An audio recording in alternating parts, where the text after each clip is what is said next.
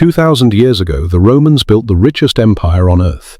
They controlled a quarter of humanity, commanded the world's most powerful armies, and created a currency so trusted it was accepted from Britain to Egypt. Then they discovered a trick that seemed like genius.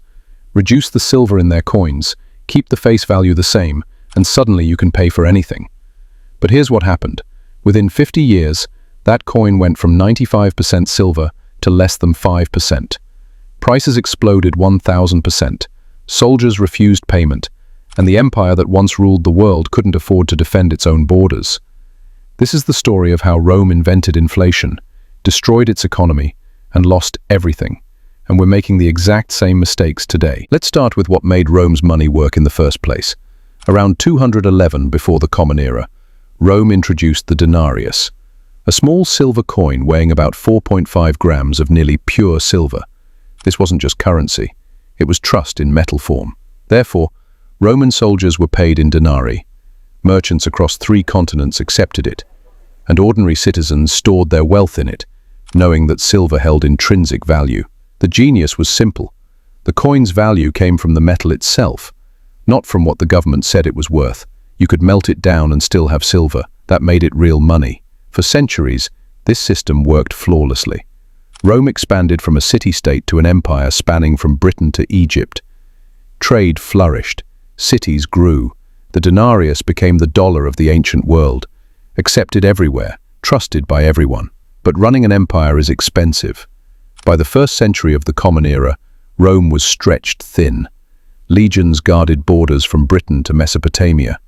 Aqueducts, roads, and public buildings required constant maintenance, and every emperor needed to keep the population happy with bread and circuses. The Praetorian Guard, the emperor's personal army, demanded higher wages. Frontier troops needed supplies. Bureaucrats required salaries, and Rome's military commitments kept growing as new threats emerged on every border. Therefore, tax revenues alone couldn't cover the costs. Rome needed more money, but there was a problem. You can't just create more silver out of thin air. Or can you? Emperor Nero, ruling from year 54 to 68, was one of the first to spot the opportunity. He reduced the silver content of the denarius by about 10%, from 95% to around 85%. The coins looked the same, weighed almost the same, but contained less actual silver. The difference went straight into the imperial treasury. It seemed like genius. Nero could mint more coins, pay his soldiers, fund his building projects, and nobody would notice. For a while it worked, but people noticed. Merchants started weighing coins. Some refused debased currency. Others raised prices to compensate. The trust that had made the denarius valuable began to crack, yet the temptation was too strong. Every emperor after Nero faced the same problem. How do you pay for an empire when you're running out of money? The answer was always the same. Debase the currency a little more. Under Emperor Trajan, silver content dropped further. Under Marcus Aurelius, the philosopher emperor who should have known better, it dropped again. By the time of Caracalla in the year 215, he introduced the Antoninianus, a coin supposedly worth 2 denarii, but containing only 1.5 times the silver. It was monetary sleight of hand, and the Roman people were paying the price. By Septimius Severus in the early 200s, the denarius was barely 50% silver. What had once been a trusted store of value was becoming a government IOU, backed by less and less real metal. Prices began to rise. A soldier's salary, once generous, bought less food, less clothing, less of everything. Merchants demanded more coins for the same goods, and ordinary Romans watched their savings lose value year after year. Therefore, the social contract was breaking. The government was quietly stealing from its citizens through currency debasement, and everyone could feel it, even if they couldn't articulate exactly what was happening. But the real collapse was still to come. Between the years 235 and 284, Rome entered what historians call the crisis of the 3rd century. In just 50 years, over 50 emperors rose and fell. Most were assassinated. Civil wars raged. Barbarian invasions intensified. Plague swept through cities, and the currency collapsed completely. By the reign of Gallienus in the 260s, the denarius contained less than 5% silver. It was essentially a bronze coin with a thin silver wash.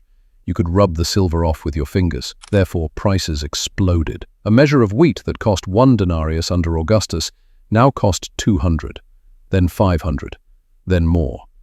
This wasn't gradual inflation. This was hyperinflation, the kind that destroys economies. Soldiers refused to accept debased coins as payment. They demanded food, land, or loot instead. Legions that couldn't be paid turned on the empire, backing rival claimants to the throne in exchange for promises of real wealth. Merchants stopped using money altogether, reverting to barter. A farmer would trade grain directly for tools. A craftsman would exchange goods for services. The sophisticated monetary economy that had made Rome great was disintegrating into primitive exchange. Tax collectors couldn't collect taxes because the currency was worthless. The government tried demanding payment in goods instead: grain, livestock, labor. But this was inefficient and brutal. Farmers abandoned their land rather than face confiscation. But Emperor Diocletian thought he had a solution. In the year 301, he issued the Edict on Maximum Prices, a massive decree fixing the price of over 1,000 goods and services. Bread, wine, labor, transportation, everything had a legal maximum price. Violators faced execution. The edict's preamble blamed greedy merchants for the inflation. It claimed that profiteers were exploiting the empire's difficulties. The solution, Diocletian declared, was price controls enforced by the sword, yet it failed spectacularly. You can't legislate away inflation when the money itself is worthless. The edict just drove trade underground. Black markets flourished. Official commerce collapsed. Goods disappeared from legal markets because nobody would sell at the fixed prices. Farmers stopped bringing food to cities. Craftsmen stopped producing. The economy that price controls were supposed to save instead ground to a halt. Therefore, by the early 300s, the denarius was dead. Constantine the Great introduced a new gold coin, the solidus, which restored some stability because it contained real, consistent gold content. But by then, the damage was done. The Western Roman Empire had lost the economic foundation that made centralized rule possible. Provinces became self-sufficient out of necessity. Trade networks fractured.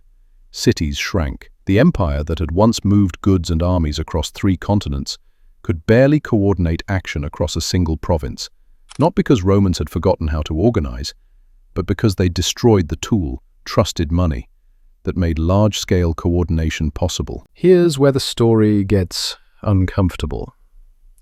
Rome debased its currency because it spent more than it could raise through taxes. Modern governments do the exact same thing, they just call it something different. Instead of clipping silver from coins, central banks expand the money supply. Instead of mixing bronze with silver, they print trillions in new currency or create it digitally with a keystroke. But the mechanism is identical. Increase the money supply, and each unit of currency buys less. Since 1971, when the US dollar left the gold standard, the money supply has exploded. The Federal Reserve's balance sheet has grown from under $1 trillion to over $8 trillion. The European Central Bank, the Bank of Japan, they've all done the same. In 2008, central banks printed trillions to bail out the financial system. In 2020, they printed trillions more in response to the pandemic. Each time they promised it was temporary, necessary, and under control. Therefore, what you're seeing isn't economic growth, it's monetary expansion. And just like in Rome, the people who suffer most are those holding the currency. $1 in 1971 could buy what takes over $7 today. Housing prices have exploded. A home that cost $25,000 in 1970 now costs $400,000. College tuition has increased 1,200% since 1980. Healthcare costs have tripled. Yet we're told this is normal, that 2% inflation is healthy, that central banks are managing the economy. But Rome's emperors said the same thing. They claimed debasement was necessary for stability, for paying the legions, for funding public works. And for a while, people believed them, until they didn't. The pattern is always the same. Governments face a choice: raise taxes, which is politically painful, or inflate the currency, which is invisible at first. They always choose inflation. And just like in Rome, the consequences are predictable. Savings lose value. Wages can't keep up with prices. The middle class gets squeezed. And those who own hard assets, land, stocks, gold, see their wealth grow while everyone else falls behind. Inflation isn't just an economic policy. It's a transfer of wealth, from savers to debtors, from wage earners to asset holders, from the future to the present. Rome's currency collapse took 200 years.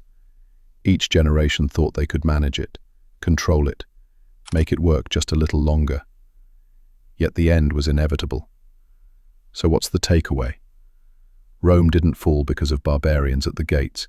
It fell because it destroyed its own currency, and with it, the economic foundation of the empire. The empire that once ruled the known world couldn't afford to defend its borders, couldn't pay its soldiers, couldn't maintain its infrastructure.